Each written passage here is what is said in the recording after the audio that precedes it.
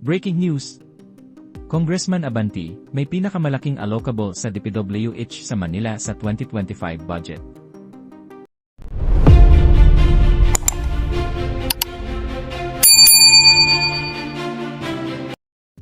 May pinakamalaking bahagi ng tinatawag na allocable sa 2025 Department of Public Works and Highways budget. Ang Manila 6th District Representative na si Bienvenido Benny Abanti Jr. ayon sa mga dokumentong isinapubliko ni Batangas 1st District Representative Leandro Legarda Levesti. Batay sa inilabas na summary, umabot sa 1.265 bilyon ang nakatalang NEP restored na pondo para sa distrito ni Abanti, ang pinakamataas sa lahat ng 6 na distrito ng Maynila. Ayon kay Representative Levesti at sa mga dating opisyal ng DPWH, kabilang ang yumaong Undersecretary Maria Catalina Cathy Cabral at dating Undersecretary Roberto Bernardo, ang allocables ay ceiling amount kada distrito, kung saan maaaring pumili o mag-endorso ng mga proyekto ang mga mambabatas, subject pa rin sa pag-apruba ng DPWH. Sa paghahambing ng mga distrito ng Manila batay sa 2025 National Expenditure Program, malinaw na namukod tangi ang alokasyon para sa 6th District. Narito ang mga NEP restored na halaga sa iba pang distrito ng Maynila. 1st District Representative Ernix Dionisio na 747.703 million. 2nd District Representative Rolando Valeriano 530 million. 3rd District Representative Joel Chua na 778.226 million. 4th District Representative Edward Mesida na 628.933 million. 5th District Representative Erwin Taing na 579.631 million. Maganda na nabanggit din ni Congressman Erice ang DBM dahil kung may Cabral list mula sa DPWH, meron din DBM list na nagsisirculate din ngayon. Hindi po DBM ang nagbigay sa akin pero may ibang nagbigay sa akin naman ng mga BICAM insertions sa 2025 budget at ang iba din ay meron nito. At kung may call tayo to secure the officials of the planning services of DPWH, dapat isama na rin natin ang seguridad ng mga taga-DBM. At pangalawa po, ang nabanggit ni Congressman Erice na very important investigations ng mga committee sa House ay sana pwedeng ipagpatuloy. At I learned from Congressman Erice na ang public accounts ay hinahawakan ng minoridad.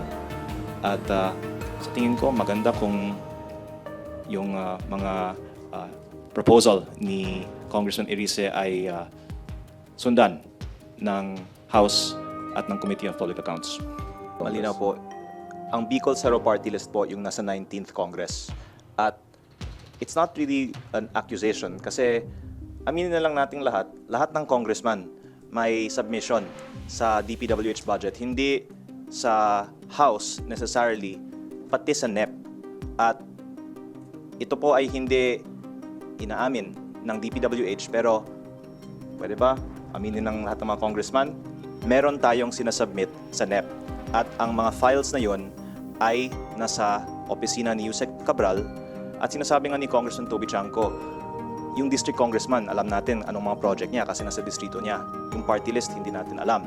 Pero to respond to the particular case that you just mentioned, sa listahan po na meron ako mula kay Yusek Cabral, nandun po ang 150 million pesos road projects ng Bicol Saro sa Pamplona at Pasacao, Camsur. Yun po ay isang halimbawa po lamang. Sir, just to follow up po, pero does it mean na irregular ba siya kaagad yung ganong proposal or part of the regular scheme or regular process of budgeting and proposals? Well, yung maaari ko lang sabihin is hindi inaamin ng DPWH na ang mga congressman ay hinihingan at nagbibigay ng 150M kada congressman sa National Expenditure Program. At muli, pwede niyong tanungin kahit sinong congressman. Lahat po kami ay hinihingan ng submission para sa aming mga distrito o party list allocation. Pero officially po, kahit sa 2026 budget hearings, sa NEP, sinasabi nila agency submission yung NEP. Sa 2026 budget hearings po, may isang member of the minority na nagtanong kung ang NEP ay may insertions ba ng congressman, at ang sinagot ng DPWH ay wala dahil ang NEP ay dapat galing sa agency. On the files of Yusek Cabral, hindi alam ng taong bayan ano yung 150M submission ng bawat congressman. Kaya kung isa publiko ang mga files na ito, magkakaalaman na ano yung 150M na isinumite ng bawat isa sa amin taon-taon. At kaya siguro ayaw ng iba lumabas ang mga files na ito dahil until now, it is not the case that this has been disclosed what projects each of us submits. Nababanggit na ordinary for congressman to submit is amendment sa House. Pero ang punto ko po ay sa President's budget or agency submission pa lang, meron ng hinihingan sa bawat congressman at nagbibigay naman po ng TIG 150M. At ang baka yung iba hindi hinihingan, pero marami po hinihingan. Alam naman po natin yan. At on the record sa budget hearings, dinedenay ng DPWH na nagsubmit ang mga opisyal. Kaya importante ang files ni Yusek Cabral para makita natin ano yung isinusumite ng mga congressman sa NEP. Basta ilabas natin yung mga listahan at doon natin makikita. Ang 2025 GAA is 1 trillion. Ang NEP is 721 billion. At ang punto ko po, hindi sa 300 billion addition sa House at sa Senate lang may insertion. Sa 721B, nandyan din po, makikita natin sa files yung mga insertion. Ang paglalantad ng mga numerong ito ay muling nagbukas ng diskusyon sa pamamahagi ng pondo sa DPWH, lalo na sa gitna ng umiinit na investigasyon sa mga umano'y anomalya sa flood control at iba pang infrastructure projects. At kung kayo naman ang tatanungin mga kababayan, ano kaya ang inyong reaksyon at komento sa balitang ito?